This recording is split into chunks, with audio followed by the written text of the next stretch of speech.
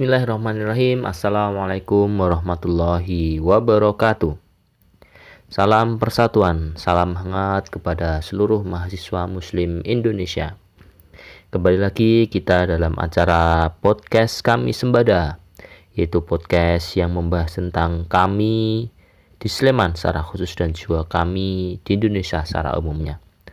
Oke, teman-teman semua, edisi kali ini aku akan bahas tentang sebuah bagian di organisasi kami, yaitu Biro Pengembangan Organisasi.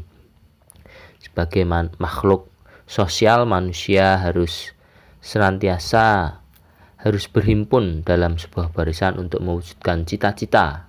Bagi kami dengan nawacita Jayakan Indonesia tahun 2045, tidak bisa tidak kita harus melakukan dengan berjamaah atau berorganisasi. Secara umum tujuan dari pengembangan organisasi dapat kita lihat di perusahaan-perusahaan besar ya, yaitu agar organisasi dapat merespon dan beradaptasi dengan lebih baik terhadap perubahan-perubahan, baik perubahan dan juga kondisi lingkungan dan kemajuan teknologi, termasuk perubahan yang ingin kita lakukan sendiri.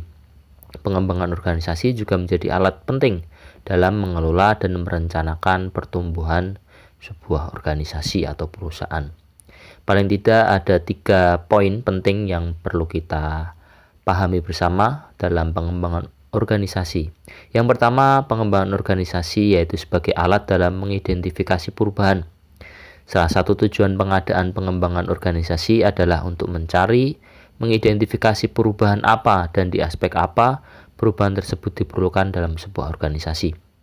Kita di sini melihat bagaimana perubahan-perubahan yang ingin kita lakukan, yaitu kita perlu mengidentifikasi terlebih dahulu.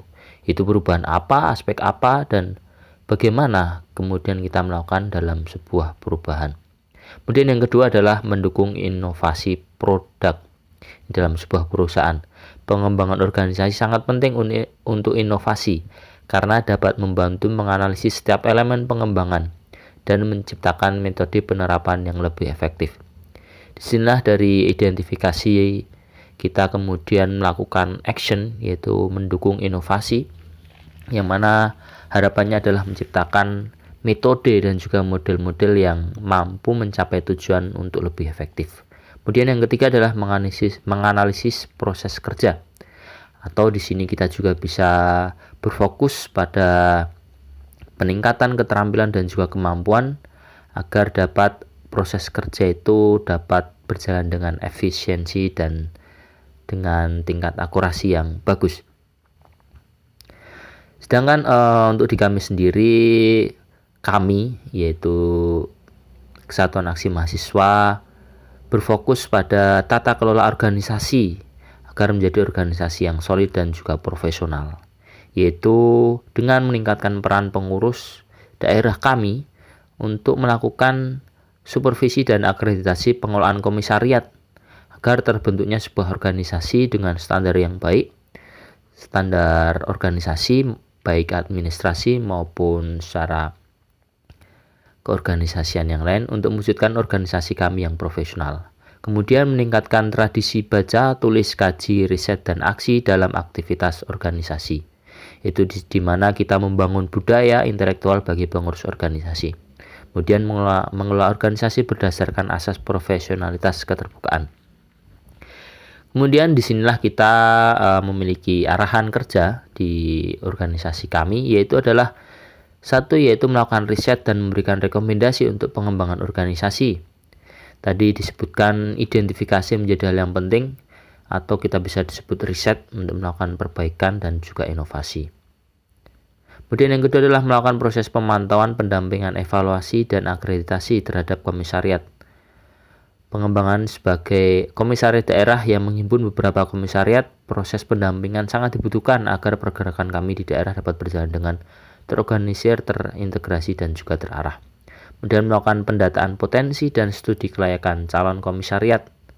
Misalnya dengan adanya jumlah animo pengurus di sebuah kampus yang belum ada komsatnya, bisa kita kawal dalam proses pembentukan komsat untuk memenuhi syarat dan juga standar organisasi kami yang ada. Termasuk juga menginisiasi komisariat baru bila diperlukan.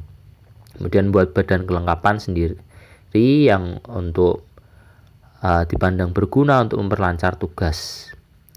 Nah, disinilah kemudian Biro Pengembangan Organisasi kami bertanggung jawab kepada Sekretaris Jenderal. Paling tidak terdapat 3 poin yang perlu kita garis bawahi dalam Biro Pengembangan Organisasi. Yang pertama adalah inovasi, di mana sebuah organisasi perlu melakukan sebuah inovasi untuk menghadapi tantangan dan juga kebutuhan-kebutuhan serta perubahan-perubahan yang ada di lingkungan dan juga perubahan zaman teknologi terutama. Kemudian yang kedua adalah bagaimana kita membangun budaya profesional dalam organisasi dan juga budaya baca, tulis, kaji, dan juga riset.